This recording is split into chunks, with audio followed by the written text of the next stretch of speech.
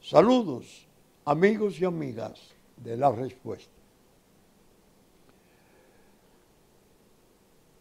No me he cansado en estos días de decir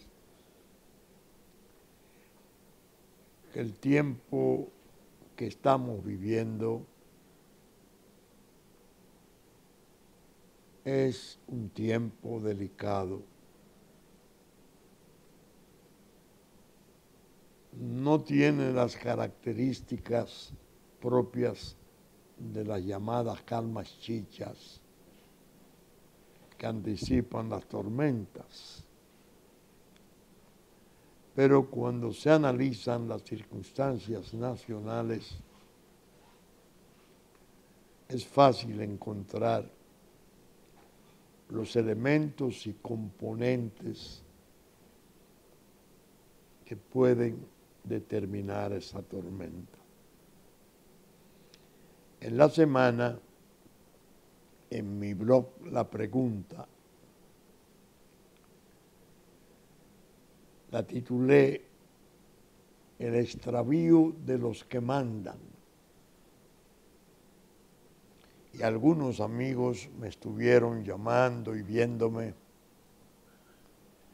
para comentar el contenido de esa pregunta, porque la pregunta va de acuerdo al momento en que se escribe, como todos los programas deben de ir de acuerdo a los momentos que se describen. Pero noté que todos tenían una preocupación común. ¿Qué va a pasar? La parte más agradable fue durante la semana encontrarme con dos distinguidas jóvenes a quienes no conozco, ya las conozco, que me encontré con ellas en un edificio y coincidimos en el ascensor. Y con mucho respeto y cierta timidez, una me preguntó: doctor, ¿qué está pasando? ¿Por dónde vamos? Le noté a las dos el interés. Evidentemente ven la respuesta, no tenían ellas que decirme. Y yo les di una explicación más o menos somera. Cuando bajamos del ascensor me detuve con ellas, muy gentiles, y sentí que ellas, la alegría se les notaba, porque querían conocer más, que es parte de la curiosidad colectiva natural que se ha ido desarrollando. Porque las sociedades van convenciéndose o persuadiéndose de las cosas, muchas veces en forma progresiva. Alguien dice en televisión algo, hace un vaticinio, anticipa algo, y quizás lo oigan poco, pero los hechos van produciéndose y la gente va conectando los hechos que se van produciendo con lo que dijo ese alguien. Entonces eso prende el interés. Y sobre todo está lo que yo siempre reconozco con mucha vehemencia: el instinto de los pueblos, que es prodigioso. el ser social, el hombre organizado en sociedad, debe venir de tiempos inmemoriales, tiene presentimientos compartidos, hijos de un instinto que le lleva a decir, esto no va bien, hay algo. Oyen, perciben las cosas que pueden ocurrir. No cómo van a ser, sino que van a ocurrir. Lo que les interesa mucho es saber cuando otros pueden orientarles y decirles, mire, esto puede por esto puede por lo otro. A las jóvenes que me referí, a las cuales saludo desde aquí, yo les dije, porque más o menos noté su interés, que los momentos son tan complejos, son tan difíciles, porque en realidad no solo se trata de cuestiones internas, sino que estamos en presencia de un cuadro mundial y regional sumamente delicado, que se ha amarrado ese contexto mundial y regional en una forma nunca vista con la problemática nacional. No se puede ya pensar en que aquí se van a producir cosas de esas que tradicionalmente conocíamos. La reyerta de los partidos y todos los accidentes de las elecciones, turbulentas o no. Si el análisis se hace ahora en base a eso solamente, será limitado y deficiente. El análisis tiene que contextualizarse lo que está aquí adentro y lo que nos rodea. Los dos aros que nos rodean, el regional y el mundial. Así estamos. Eso es lo que contribuye a complicar el entendimiento. Eso es lo que más promueve la pregunta de ¿qué está pasando? Yo he sostenido, tanto en la respuesta como en la pregunta, que una de las desgracias mayores del país es el avance que ha tenido la insinceridad. He escrito la buena fe está muerta. He escrito están engañando la nación. Porque son tantas las muestras que se han dado desde el poder especialmente de insinceridad que termina eso por medio enfermar el ánimo público, llevarlo a no se puede creer en nadie. Cuando un gobierno miente, cuando un gobierno se las agencia en base a recursos, de esos modernos, que el marketing da mucho margen para que así sea, y comienza a fabular, y comienza a fantasear, y todo está bien, y esta no es la verdad es esta, y tratando de manipular y maquinando permanentemente para que no se aborden las cosas con la crudeza sincera con que se tiene que hacer. Esa sociedad se inquieta y se tiende a desmoralizar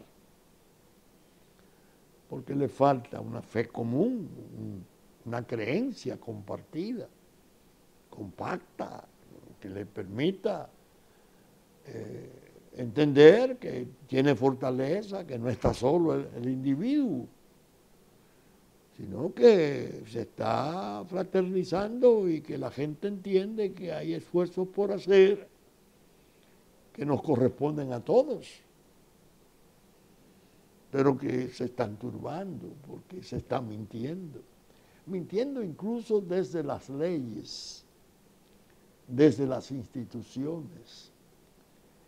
Esas mentiras de las políticas públicas llevadas a leyes, casi como engaño, como trampa, es quizás una de las manifestaciones degenerativas más hondas que puede producirse en una sociedad. Por ejemplo, yo he puesto las dos leyes electorales, la de partido y la otra. El Tribunal Constitucional ha tenido que hacer una poda permanente, tumbándole disposiciones estrambóticas, inconstitucionales, porque fueron leyes imaginadas con propósitos realmente detestables. Y la ley pierde trascendencia. Toda ley debe ser, que es una regla social obligatoria para todos, debe tener no solo la reputación de lo que se vea. Aquí tenemos una ley electoral. No, es confiable, está establecida la norma, garantiza a todos, no hay trampas, no, eso se ha perdido. No solo en ese campo, las instituciones, la Junta es un modelo de falacia pura, penoso decirlo, porque están los afectos personales de por medio, pero están los deberes hacia la sociedad. Uno no puede necesariamente sacrificar por afectos personales juicios que le merecen cosas de interés nacional. Ay, ahora cuando vi al presidente de la Junta hablando de esa maravilla de la democracia y de ese voto automático que es la verdadera democracia, Dios mío, me dije, pero bueno, ¿qué es esto? ¿Cómo se le puede decir a millones de personas que vieron lo que ocurrió? Porque ya los medios avanzadísimos que la tecnología ha ofrecido para la información son aplastantes. ¿Cómo se le puede mentir o intentar mentir o exponerse al ridículo? No temerle a que esa población diga, eso no es serio, ese sistema fracasó. Ustedes propusieron ese sistema como un proyecto, como un piloto, y lo condicionaron que solo si funcionaba y si todos los partidos le daban su aprobación, sería practicable para febrero. Y lo que ha ocurrido es exactamente lo contrario. Pero lo dicen los políticos nada más. No, lo digo una entidad que es la única que estaba acreditada como observadora ya a la participación ciudadana, magistrado presidente, y enumeró en una forma primorosa todas las fallas de ese proceso de primarias. Fue un desastre. Esa votación hasta la madrugada. Me ha tocado hablar con dos personas, dos extranjeros de Europa. Y la verdad que uno tuvo la franqueza de decirme, no pueden ponerse bravos cuando le llaman República Bananera. Me lo dijo con toda honradez. Votos en la madrugada. Esa compra de cédula abierta, pero ya sofisticada. Préstamela para retratarla, para un voto remoto, con un tipo de software amañado. Una locura. 3 meses, de octubre a noviembre, diciembre, enero, 3 meses, limpiando. Según me dijo alguien, no le voy a dar mucho crédito, pero alguien que puede estar informado, me dijo, ese sistema viajó a la India Todo eso que usted ha visto de la demora y la renuencia a hacerla es porque lo estaban tratando de limpiar. Y toda esa renuencia a realizarla o limitarla a un 5%, 400 centros de votación de 7,000. Es una locura. Es decir, todo eso está bullendo abajo ahí. Bullendo como agravio, que la verdad es que han agredido a la sociedad. Las instituciones del poder, el poder es el gran responsable, claro está.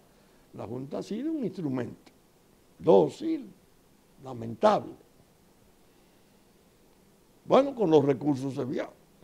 No te doy recursos. Ah, tú aprobaste en febrero del año pasado que tú ibas a hacer eso. Hazla. No, no la podemos hacer, no tenemos recursos. Ustedes me han oído a mí decir, presidente de la Junta, por Dios, muéstrenos las pruebas de que usted pidió los recursos para cumplir su resolución y hacer la auditoría internacional previa. Si usted me hace esa muestra, óigame, le hacemos defensa profunda y aumentamos las acusaciones contra el poder. No. Decir una semana antes, mire, no tenemos recursos, pero la vamos a hacer sin recursos. Un desastre, un desastre. En un tiempo en que 186 naciones del mundo detestan el voto automático, 5 solamente lo mantienen en precario todavía. Dice nuestro ilustre presidente de la Junta que esa es la verdadera democracia, la que surge de ese mecanismo, como si hubiera tenido ya la tiene. Claro, tiene la seguridad de que la certificación española va a ser servida con toda la generosidad que da un pago de $1,500,000. $550,000 abiertos y el resto se sabe por dónde llega. Eso es parte de las cosas que están enfermando a la población nuestra. Claro, debo decir, el error de Armando es creer que eso se puede hacer indefinidamente y que el pueblo no va a reaccionar. En mi pregunta, los extravíos de los que mandan, yo lo planteo. Los pueblos lo que hacen es ordinariamente es acumular los agravios. Instintivamente lo van acumulando, hasta que llega el momento detonante. Entonces, cuando se ve la ira, bueno, ustedes la sembraron, ustedes la provocaron, ustedes fueron los que generaron eso. Ese pueblo no merecía eso. Miren, en ese juego de las encuestas, eso da vergüenza, vergüenza. A mí me contraría comentarlo porque hay gente del extranjero, turistas o gente que no es nuestra viendo esto. Leonel Fernández tiene un 4% de la votación. Un 4%, ustedes están oyendo. Un 4% Leonel Fernández. Y el señor Gonzalo Castillo un 39%. Y Leonel no se llevó nada. Y no es verdad que el PLD fue vaciado. Y comienza esa maquinaria a escribir y a fantasear, a crear lo que yo llamo en la pregunta, su paraíso esquizoide, un manicomio. Entonces la gente dice, ven acá, ¿y cómo es esto? Porque donde quiera que yo voy, gente que me lo dice, gente del servicio doméstico, obrero, la gente de la calle, a mí particularmente, desde los vehículos, desde las guaguas, cuando me ven que voy en el auto, me hacen así. Me hacen así, gente, obreros, gente del pueblo. Cuando veo en la estación de Ágora salir una cantidad enorme, la mañana cuando vengo, de muchachas y muchachos que vienen para los trabajos, para sus escuelas, para sus cosas, del metro, la alegría que esos muchachos llevan. Entonces, ¿ese es el que tiene un 4%? No. Ahí yo le respondo a los amigos. Ese 4% es necesario para la trama.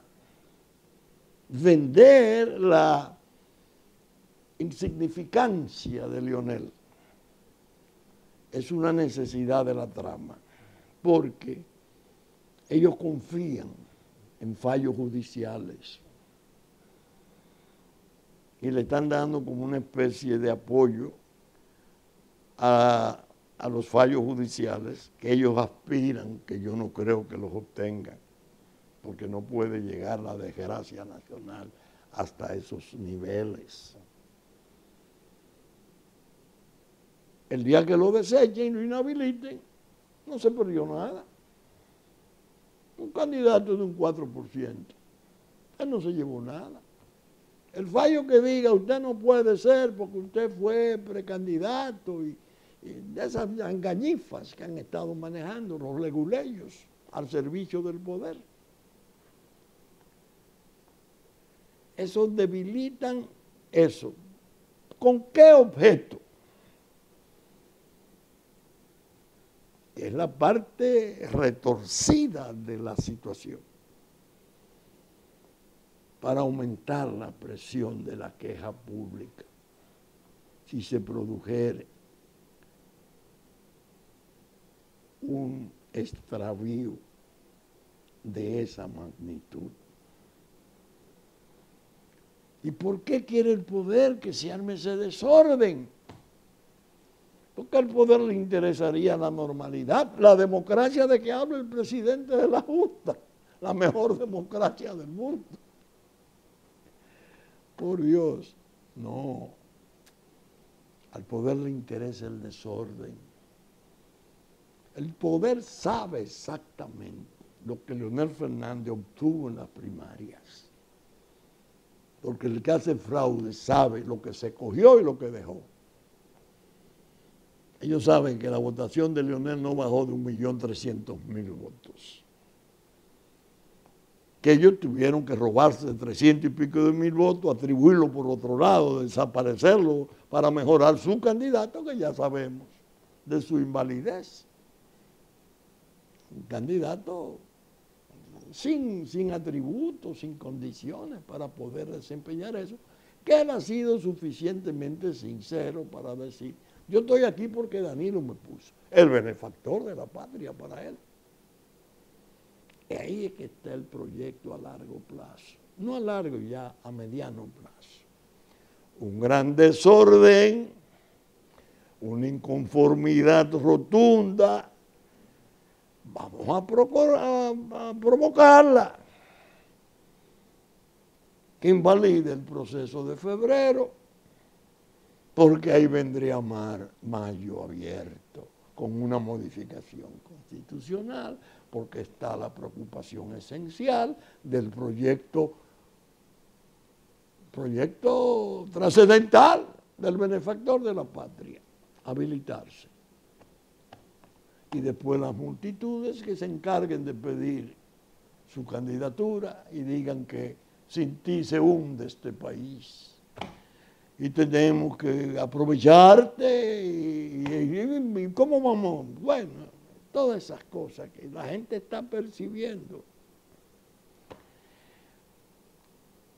Decía un amigo muy querido de la televisión, Manuel Fermín, en su programa al terminar la tarde, comenzar la noche, que si ese 4% es lo que Leonel Fernández representa, ¿cuál es el empeño de excluirlo?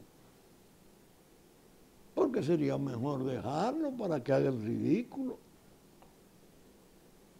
¿Por qué quieren excluir a alguien que apenas tiene un 4%? Y la respuesta que yo le doy desde aquí es esa. porque quieren irritar a cerca de 2,5 millones de votantes que ya. El 1.300.000 seguro de la primaria. Y ya, señores, y agárrense para que oigan esto. Las fuerzas aliadas de Juntos Podemos y el Partido Reformista, conforme a la votación pasada, pasan el 1.000.000. Ese acuerdo da de fuerzas de apoyo, fuerzas coaligadas. Estamos hablando de 2,5 millones de votos. El 4% de las encuestas estas, que no son encuestas, son vagabunderías hechas por encargo y esas cosas. Dios mío, como ustedes ven, el asunto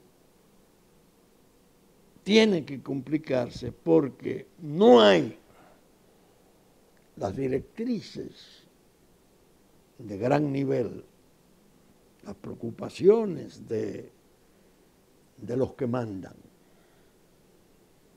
porque se normalice todo, porque las instituciones funcionen, porque la paz prevalezca.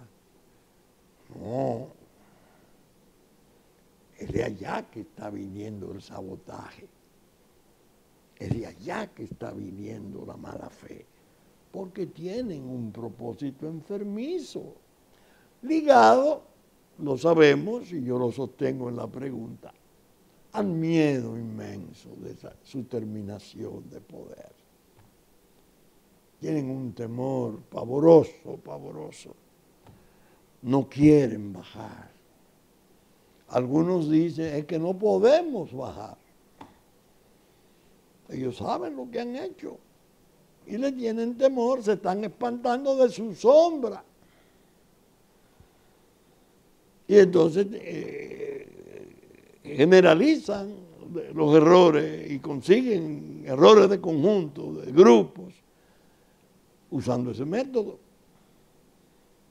¿Tú crees que vamos a bajar así, pura y simplemente, para que entre o Luis o Leonel nos amarren y nos armen expedientes y cosas? No, nosotros necesitamos permanecer, por ejemplo, no es Andy Dawager. Andy Dawager está señalado en el expediente. El que le dio doña Alicia. Solo ahí, que después parece que hay otra complicación. Con $2 millones de Catalina. No, ya el procurador aprovechó las navidades y un archivo definitivo. Alguien me preguntaba, bueno, doctor, ¿y si le archivaron el expediente a Andy? Pese a que figura mencionado hasta con el elemento del crimen posible, que es el apartamento de $2 millones, que después lo quiso de enmascarar, que no, que fue que después que terminó de representar el examen de la propuesta financiera por el Estado, él le sirvió a la compañía, un desorden de esos. Me dicen, y si le dieron un archivo definitivo a Andy, así tan concretamente mencionado, ¿qué usted cree que habrá hecho el Procurador General de la República con las 2 querellas que usted tanto alaba en la perfección de su redacción? Que debo ser en eso preciso. Yo no la alabo porque la hayan planteado, yo la alabo porque me impresionó la que leí, de participación ciudadana, de Todos Somos Santiago y 2 ONG más. Querellas poderosas. Me preguntan, amigos, abogados, y entonces, ¿qué usted cree que le habrán dado a esas 2 querellas? ¿Archivo provisional como el de Temo o archivo definitivo como el de Andy? Ustedes están oyendo. Estoy hablando de Odebrecht y Catalina.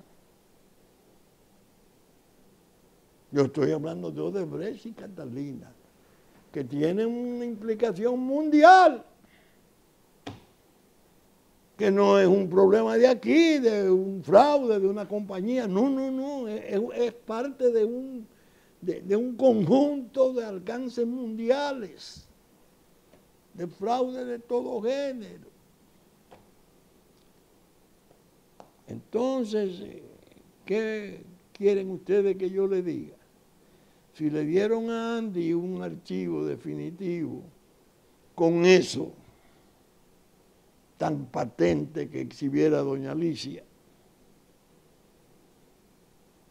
al presidente deben de haberle dado por simples querellas, muy bien trabajadas, pero son querellas, un archivo definitivo.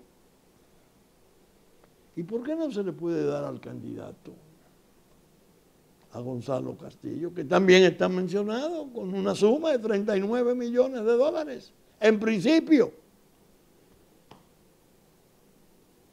Y si todo eso se archiva, doctor, ¿qué usted piensa? Y si, doctor, Dios mío, usted dijo que el fallo de la Suprema Corte de Justicia, que había enviado el asunto a primer grado en el caso de Odebrecht, en la parte menor de Odebrecht que se conoce, en el fondo conduce a la imposibilidad de terminarlo, porque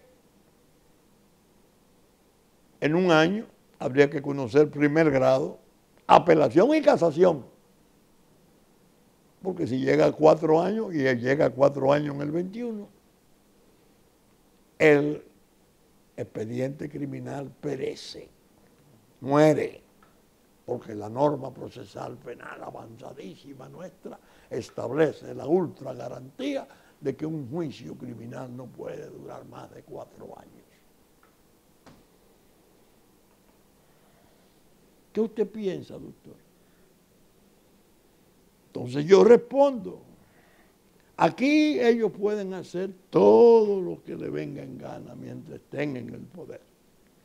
Y por eso quizás quieran permanecer más tiempo en el poder para terminar de hacer cosas. El peligro con ese expediente es que tiene una tercera dimensión, transnacional, que está en cortes extranjeras, sobre todo en cortes norteamericanas, porque tengo entendido que todavía no ha llegado a corte, hay un jurado abierto para aquellos 2 funcionarios de Odebrecht que venían los lunes desde Miami y se volvían los viernes donde residían, pero esos 5 días de trabajo lo usaban para desde aquí, con las garantías que ellos dijeron que le ofrecía la República Dominicana, la seguridad que le ofrecía para sus operaciones mundiales de soborno, creo que hay un juicio pendiente. Bueno, pero si aquí lo archivan, nadie puede ser perseguido luego, porque la segunda persecución por los mismos hechos. Pero ellos no han sido todavía juzgados ni han sido encartados. Simplemente se rechazan las querellas que se han presentado contra ellos, que son objeto, son parte de una persecución. Todo ese panorama de sombras, de argucias, tiene detrás, claro está, provechos inmundos económicos. Ya hemos visto los sujetos que han estado saliendo. Gente en posiciones, en posiciones del Estado importantes, que ahora están en un bajo perfil, me imagino que esperando su archivo definitivo. Pues si se lo dieron a Andy, ¿por qué no se lo van a dar a ellos? Hay 3 más. En definitiva, para el país, la experiencia es desastrosa, desastrosa. Nos ha disminuido, nos ha enfermado. Tenemos una especie de caída una caída delicadísima por los momentos en que se está produciendo. ¿Creen ustedes que cuando yo escribí ahora el miércoles pasado en mi pregunta, los extravíos de los que mandan, yo tocaba estos temas? No. Yo tocaba uno mayor, el tema nacional. El tema nacional, el extravío mayor del mando ha sido la entrega de la República en su territorio, permitir y consentir, incluso estimular y llamar a la invasión de millones de ilegales. En un tiempo dificilísimo, hoy cuando esto se firma, precisamente, es 10 de enero, aniversario tristísimo de la catástrofe del terremoto de Haití.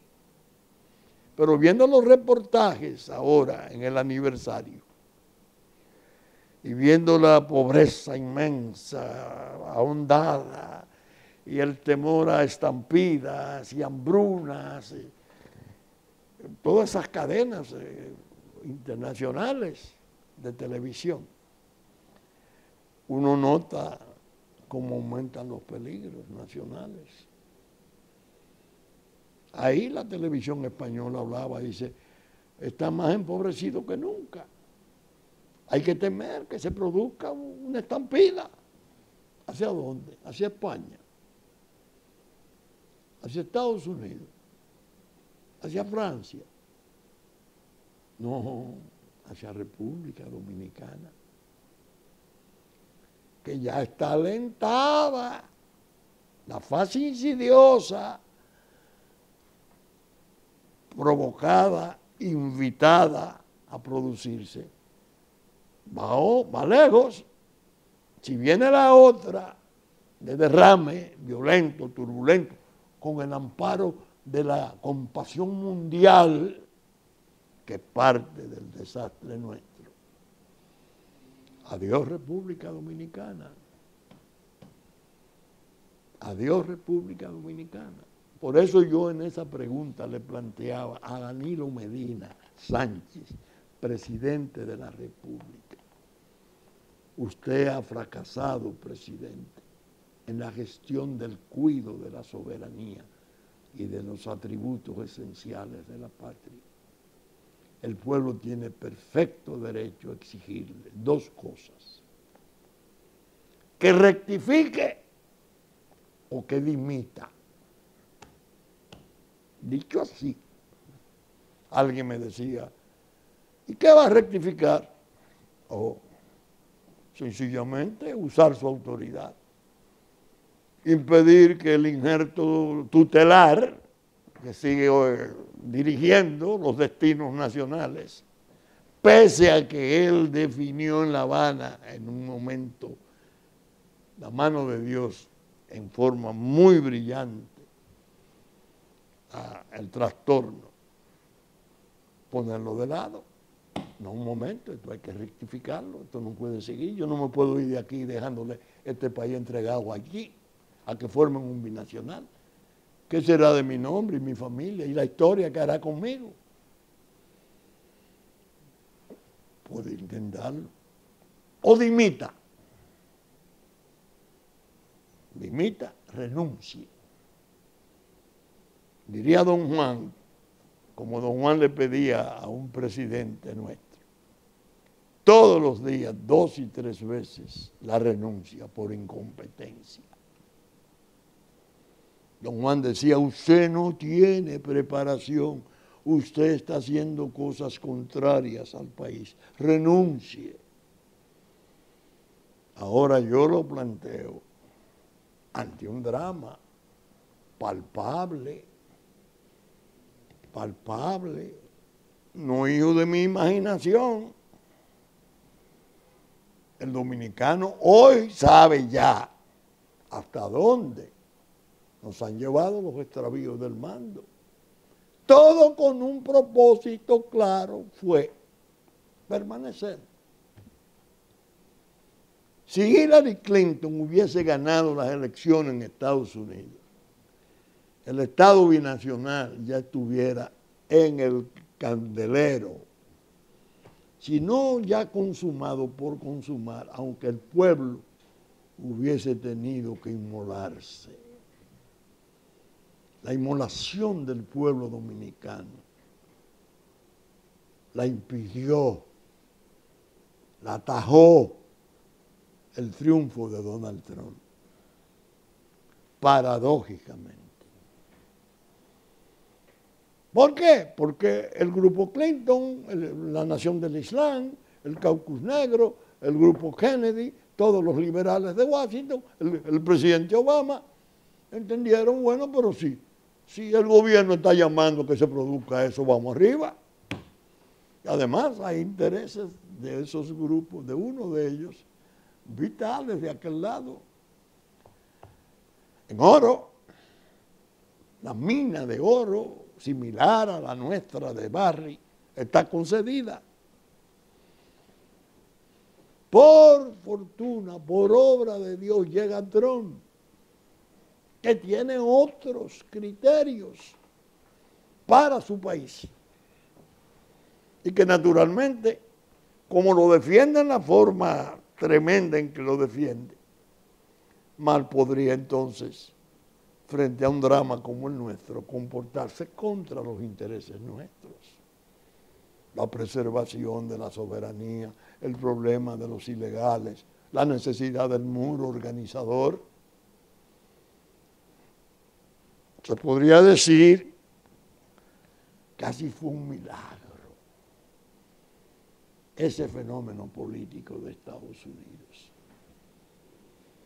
Fíjense que el análisis que vengo haciendo no es un análisis coyuntural, ocasional, refiriéndome cómo va a ser febrero o no va a ser febrero, que si que las boletas las mandaron a hacer, las boletas para un 40%, porque el 60% va electrónico, va automático, ya se sabe. Cartas bajo la manga del poder. Ya hablamos en el programa pasado de que se está comentando que hay mucho interés en sus grupos peores de ver cómo está la operación de compra de conciencia de jueces para conseguir un fallo imponente del Tribunal Constitucional. Entonces aparece el Tribunal Superior Administrativo apoderado de una instancia destinada a que anule la resolución de la Junta Central Electoral que consintió la candidatura del Partido de los Trabajadores a Leonel Fernández. ¿Ven? Se me acercan amigos, abogados, y doctor, ¿y qué es esto? Digo, eso es previsiblemente, para que ahí se dé un fallo y vaya al Constitucional ya con esa aparente complicación. Es un extravío, porque Leonel Fernández fue categóricamente autorizado por el Tribunal Superior Electoral para ejercer su derecho fundamental. Y quien manda a inscribir a Leonel Fernández como candidato a la Junta es el Tribunal Superior Electoral. Mandato, no una resolución de ella. Es decir, que el Tribunal Superior Administrativo tendría que meterse en el enredo de desconocer la decisión del Tribunal Superior Electoral. Entonces yo le decía a un amigo que es muy zorruno y siempre está viendo cosas por debajo. Pero en todo caso, Leonel tiene 6 partidos, 7 partidos más, que él es su candidato. El fenómeno de Leonel Fernández, que es bueno que lo sepan aquí, es muy parecido al de Rafael Caldera en Venezuela. 4 infartos, ya de 80 años, una eminencia, un maestro, fundador del partido COPEI, ilustre ciudadano venezolano, de fama mundial, reconocido mundialmente como una autoridad. Se produjo el Caracazo, que fue una revuelta enorme, recuérdenla ustedes, los jóvenes quizás no estaban en condiciones de saberlo, hubo cientos de muertos, una explosión por un aumento del precio de la gasolina. Rafael Caldera pronunció un discurso memorable en el Senado, porque él había sido presidente y quedaba como senador vitalicio. Yo he leído ese discurso en la respuesta. El coronel Hugo Chávez Frías se levanta contra Carlos Andrés Pérez, siendo coronel en el movimiento bolivariano, porque ahora se está viendo el drama horrible de Maduro, pero en el momento en que Hugo se levantaba era otro drama. Lo único que la Venezuela que está lanzada al exilio por Maduro es una parte esencial de Venezuela, alrededor de 4 millones de venezolanos despavoridos, que todos sentimos su suerte. Pero cuando el otro se levantó estaba también otra Venezuela sumergida en los cerros, en los ranchos. Es decir, era un movimiento importante. Carlos Andrés Pérez tenía valor personal, no hay dudas. Se logró salir de Miraflores, fue a una emisora, de una planta de televisión, pero le pidió al Congreso poderes especiales, excepcionalísimos, para sofocar el movimiento. En el fondo era para reprimir y ejecutar a los autores. Rafael Caldera pronunció otro discurso memorable, explicando que no podían darle ese poder a ese presidente. ¿Y por qué no? Y decía, refiriéndose al Caracazo, yo lo advertí, este movimiento militar de sublevación es un efecto de aquel estado de cosas. Y entonces el hombre se coronó de gloria. Hugo cae preso, puso por ahora, mandó a parar el movimiento, lo juzgan, lo condenan y hacen elecciones. Caldera, 4 infartos, ya tengo 82 años, algo así ya, más. Presidente de Venezuela. ¿Quiénes lo proclamaron? Siglas decían, fuerzas de minorías. Los Juntos Podemos de allá somos nosotros aquí.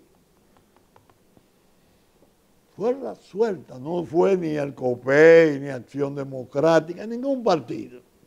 Un liderato brillante, que en los momentos oportunos se lució, salió presidente. Uno de sus primeros actos de gobierno, indultar al coronel rebelde. Y ya conocemos la historia. Leonel Fernández, 3 veces presidente, culto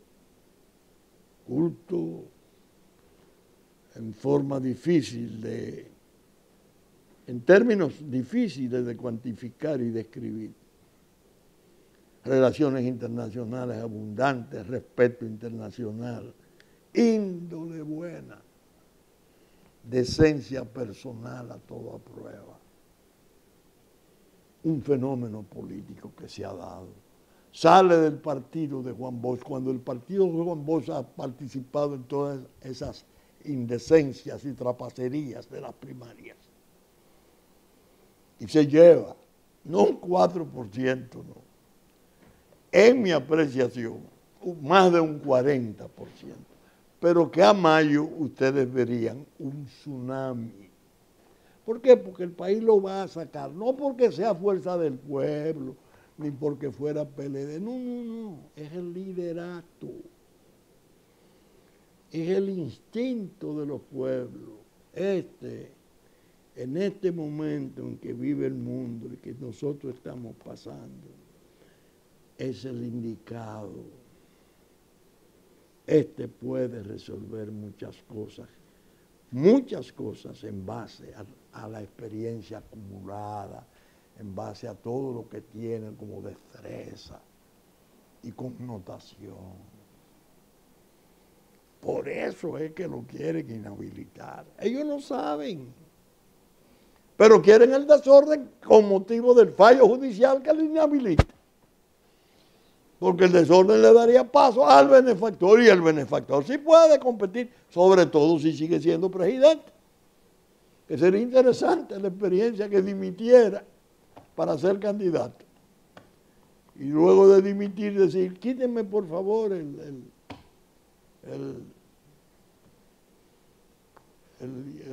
transitorio 124, que yo quiero competir. Interesante sería la experiencia.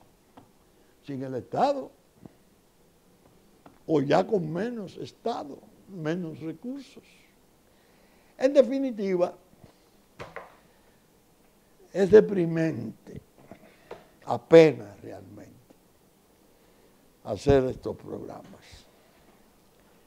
No nos merecíamos un estado de cosas como este que nos han impuesto. Ha habido muchas maldades, muchas bajezas, muchas inferioridades de grupos torpes, miopes, que no han estado viendo la cuestión de la pérdida de la paz, que es una tragedia inmensa, y la eventual pérdida de la independencia, tomando en consideración lo que es Haití, lo que es la región y cómo la isla puede pasar, la isla toda, a ser cautiva del imperio del norte, que está en lucha con el imperio de Asia. Ahora van a pactar en comercio. Ya hablaremos quizás el próximo fin de semana de Irán, para salir un poco de estas irritantes cuestiones nacionales. Con la gracia de Dios esperamos estar con ustedes el próximo fin de semana. Saben ustedes que estamos pasando esto por Supercanal 3 del cable, 33 televisión abierta a las 11 de la mañana en la versión central de domingo, que ya nos anticipó Cinevisión Canal 19, 6 de la mañana de sábado. Telefuturo, Canal 23, después de la misa de San Antonio, domingo a las 8. Telenor, San Francisco de Macorís, 12 del mediodía, 6 de la tarde de domingo. Teleimpacto, 12 del mediodía, 9 de la noche de domingo y 9 de la mañana de lunes. TDI, Canal 51, 7 de la noche de domingo.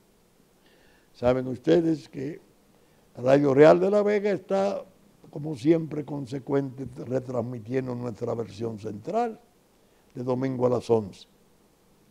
Que asimismo, Musavisión de Puerto Plata, TV3, TV Plata, 9 a 11 de la mañana de domingo, nos anticipa. Y los canales amigos de Constanza, Montecristi, Higüey, Romana, Nagua, que retransmiten nuestros contenidos, así como Sabaneta, en los tiempos pertinentes. HIT 92, domingo a las 6 de la mañana. Con la gracia de Dios esperamos estar con ustedes el próximo fin de semana. Muchas gracias y hasta entonces.